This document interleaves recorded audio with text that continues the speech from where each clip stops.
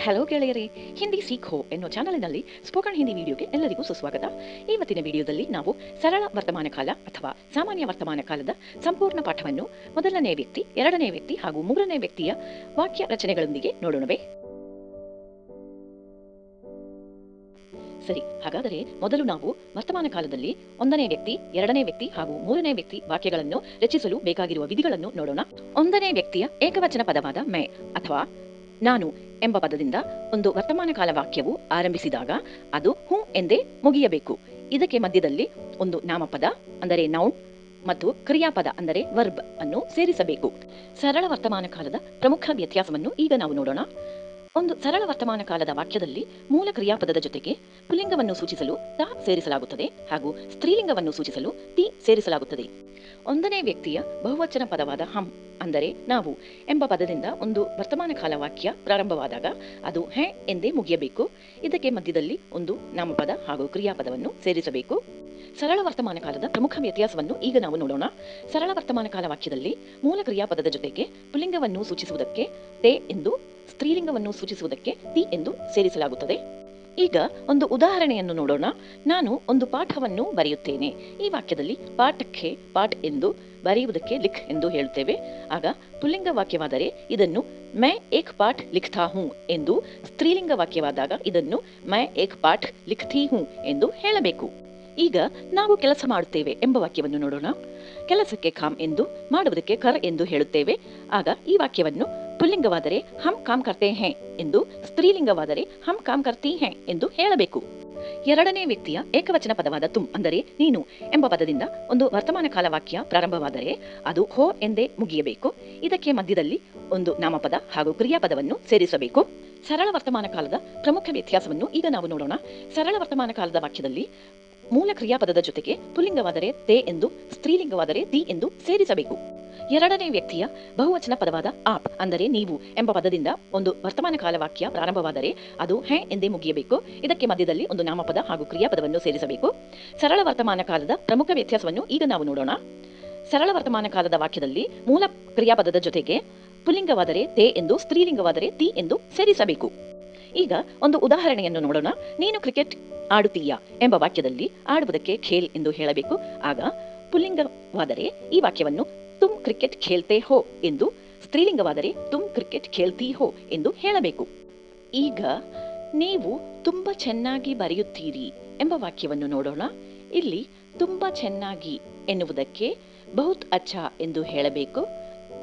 ಹಾಗಾದರೆ ಈ ವಾಕ್ಯವನ್ನು ಪುಲ್ಲಿಂಗ ರೂಪದಲ್ಲಿ ಆಪ್ ಬಹುತ್ ಅಚ್ಚಾ ಲಿಖ್ತೆ ಹೇ ಎಂದು, ಸ್ತ್ರೀಲಿಂಗ ರೂಪದಲ್ಲಿ ಆಪ್ ಬಹುತ್ ಅಚ್ಚಾ ಲಿಖ್ತಿ ಹೇ ಎಂದು ಹೇಳಬೇಕು.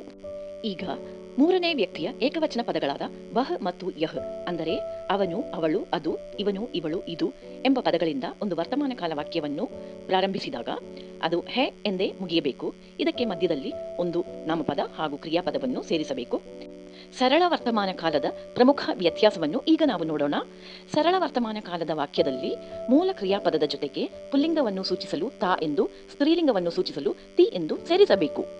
ಮೂರನೇ ವ್ಯಕ್ತಿಯ ಬಹುವಚನ ಪದಗಳಾದ ವೇ ಮತ್ತು ಯೇ ಅಂದರೆ ಅವರು ಮತ್ತು ಇವರು ಎಂಬ ಪದಗಳಿಂದ ಒಂದು ವರ್ತಮಾನ ಕಾಲ ವಾಕ್ಯ ಪ್ರಾರಂಭವಾದರೆ ಅದು ಹೆ ಎಂದೇ ಮುಗಿಯಬೇಕು. ಇದರ ಮಧ್ಯದಲ್ಲಿ ಒಂದು ನಾಮಪದ ಹಾಗೂ ಕ್ರಿಯಾಪದವನ್ನು ಸೇರಿಸಬೇಕು.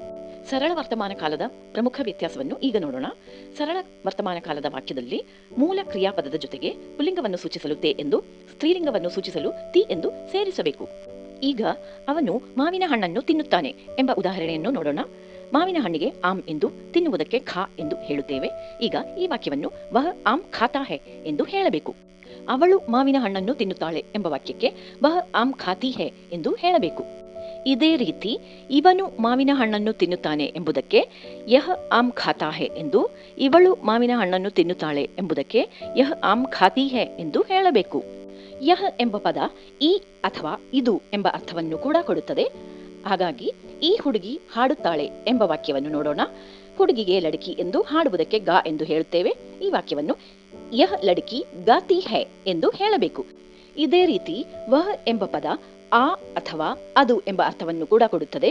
ಸೊ ಆ ಹುಡುಗ ಓದುತ್ತಾನೆ ಎಂಬ ವಾಕ್ಯದಲ್ಲಿ ಓದುವುದಕ್ಕೆ ಪಡ್ ಎಂದು ಹೇಳಬೇಕು. ಹುಡುಗನಿಗೆ ಲಡ್ಕ ಎಂದು ಹೇಳುತ್ತೇವೆ. ಸೊ ಈ ವಾಕ್ಯವನ್ನು ವಹ ಲಡ್ಕ ಪಡ್ತಾ ಹೈ ಎಂದು ಹೇಳಬೇಕು. ಈಗ ಈ ಹುಡುಗರು ಶಾಲೆಗೆ ಹೋಗುತ್ತಾರೆ ಎಂಬ ವಾಕ್ಯವನ್ನು ನೋಡೋಣ. ಯೇ ಎಂಬ ಪದವು ಈ ಅಥವಾ ಇವರು ಎನ್ನುವ ಅರ್ಥವನ್ನು ಕೂಡ ಕೊಡುತ್ತದೆ. ಆಗ ಈ ವಾಕ್ಯವನ್ನು ಯೇ ಲಡ್ಕೆ ಸ್ಕೂಲ್ ಜಾತೆ ಹೇ ಎಂದು ಹೇಳಬೇಕು. ಇದೇ ರೀತಿ ಅವರು ಊಟ ಮಾಡುತ್ತಾರೆ ಎಂಬ ವಾಕ್ಯವನ್ನು ನೋಡೋಣ.